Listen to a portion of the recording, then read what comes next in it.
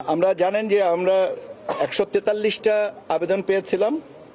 তার মধ্যে থেকে আমরা প্রাথমিক বাছাইয়ে পরে 22টা রাজনৈতিক দলের ব্যাপারে মাঠ পর্যায়ে তদন্ত জন্য বা অধিযাচনের জন্য পাঠিয়েছিলাম এবং মাঠ পর্যায় থেকে যে তথ্য পাওয়া গেছে সেই তথ্যের আবার ধারাবাহিকতায় আমরা 7টা রাজনৈতিক দলের নিবন্ধনের কথা বলেছে যে না, তারা কোয়ালিফাই করে না। একটা রাজনৈতিক দলের বিষয়ে আপনার বাংলাদেশ নিজামে ইসলাম পার্টি, তাদের ব্যাপারে মাননীয় হাইকোর্টের দায়েরকৃত রিট একটা আবেদন আর রায় প্রাপ্তির পরে এটা সিদ্ধান্ত নেওয়া হবে। এটা আর বাকি যেগুলো আছে 7টা দলের ক্ষেত্রে আমরা বলেছি যে না, তারা কোয়ালিফাই করেন না, মিনিমাম রিকোয়ারমেন্টকে ফুলফিল করেন না। আর এর ধারাবাহিকতায় পুনঃ তদন্ত করে আমরা যে সিদ্ধান্তে কমিশন এসছেন সেটা আমি বলছি যে আপনার রাজনৈতিক কর্মকাণ্ডের ধারাবাহিকতায় এবং অংশগ্রহণ অতীত নির্বাচন সংক্রান্ত ধারাবাহিকতায় 3টা দল প্রাথমিকভাবে বিবেচিত হয়েছিল: জাতীয় জনতা পার্টি, জাতীয় সমাজতান্ত্রিক দল, জাসদ শাহজাহান সিরাজ এবং বাংলাদেশ জাতীয় লীগ। কিন্তু পরবর্তীতে এটা অধিকতর যাচাই বাছাইতে লক্ষ্য করা গেছে যে তাদের কার্যক্রমের ধারাবাহিকতা নাই, সেই জন্য 3টাকেও বাতিল করা হচ্ছে।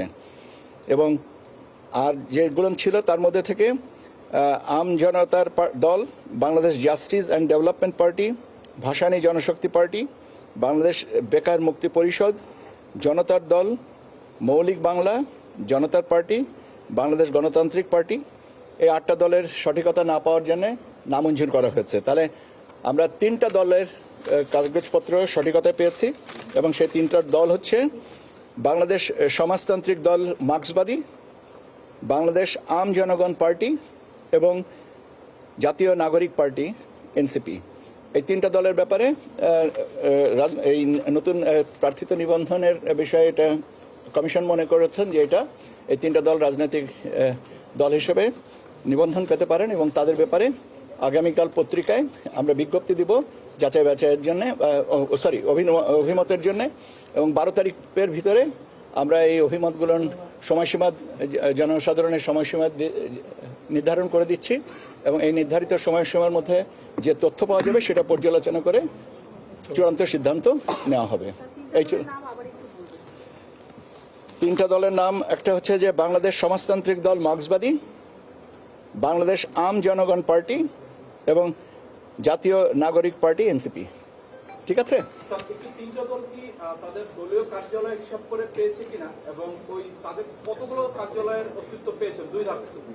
এটা এই সংখ্যাগত হিসাবটা তো আমি আপনাদের কাছে আপনাদের যেটা মৌলিক যে প্রশ্নটা যে ছিল যে কয়টা দল রাজনৈতিক হবে এবং ক্রাইটেরিয়া যেগুলো ছিল সেগুলো নিয়ে এই 3টা দল কোয়ালিফাই করেছে, যেটা আপনি জিজ্ঞাসা করছেন। আমি শেষ করি, যেটা জিজ্ঞাসা করছেন সেইটা প্রাথমিকভাবে যেটা বলা হয়েছিল যে 100টা উপজেলা লেভেলে এবং 22টা জেলা লেভেলের। তো either of the to satisfy না করলে দেওয়া হচ্ছে না। এইটা এখানে আবার একটা আপনার কোর্টেরও সিদ্ধান্ত আছে, কিছুটা লিনিয়েন্টলি দেখার ব্যবস্থা বলা আছে। সেই বিবেচনায় আইদার অফ দ্য টু কে কোয়ালিফাই করেছেন।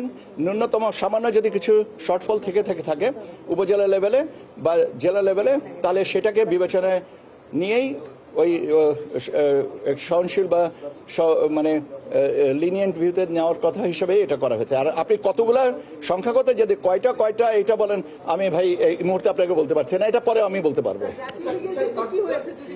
ধারাবাহিকতা পাওয়া যায়নি।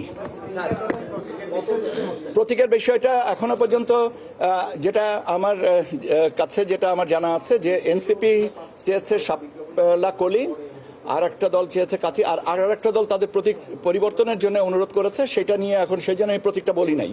আর একটা দল যেহেতু বলেছে, এখন তিনি কোনটা চেয়েছেন এটা আমি দেখি নাই। সেটা যদি প্রাপ্যতা থাকে তাহলে সেটা সহ এটা বিজ্ঞপ্তি দেওয়া হবে। এটা হয়তো আরেকটু পরে বিজ্ঞপ্তিতে যখন যাবে তখন আপনারা নিজেরাই জেনে যাবেন।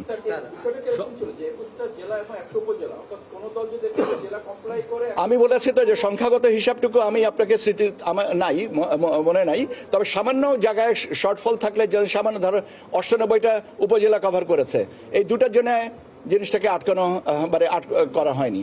সেই জায়গাটাই আমি বলছি। এখন 97টা করেছে না 98 করেছে এটা মনে রাখতে পারিনি। চূড়ান্ত গেজেট কবে প্রকাশ হবে? এটা 12 তারিখ পর্যন্ত সময়সীমার ভিতরে আমরা দাবি আপত্তি বা অভিমত পাবো। 12 তারিখের পরে দু একটা দিন তো লাগবে। আমরা এটার পরে যদি কোনো সমস্যা যদি না থাকে তাহলে 14 তারিখ 15 তারিখের ভিতরে হয়ে যাবে। ওকে, অধ্যাদেশ জারি হয়েছে। বিএনপি বলেছিল যে তারা বিল ধারা আজকে রাজনৈতিক সেটা অন্য দলকে বিরোধিতা করেছে। ইলেকশন কমিশন এখন অবস্থা আমি রাজনৈতিক বিষয়গুলো নিয়ে আমি অতীতেও বলেছি যে অনুগ্রহ করে আমাকে এইটা বলবেন না। দ্বিতীয় জিনিসটা হচ্ছে যে বিএনপির বা ইলেকশন কমিশনের অবস্থান তো আরপিও নিয়ে তো আমরা পরবর্তী পর্যায়ের যে কাজগুলো বাকি আছে আমরা সেগুলো নিয়ে করবো। আপনাদের ধন্যবাদ। আপনি বলেছে যে আরেকটা পরবর্তী পর্যায়ের যে কাজগুলো আছে আমরা সেটা করব। অনেক ধন্যবাদ। আমি বলেছি যে ধারাবাহিকতা পাইনি দেখে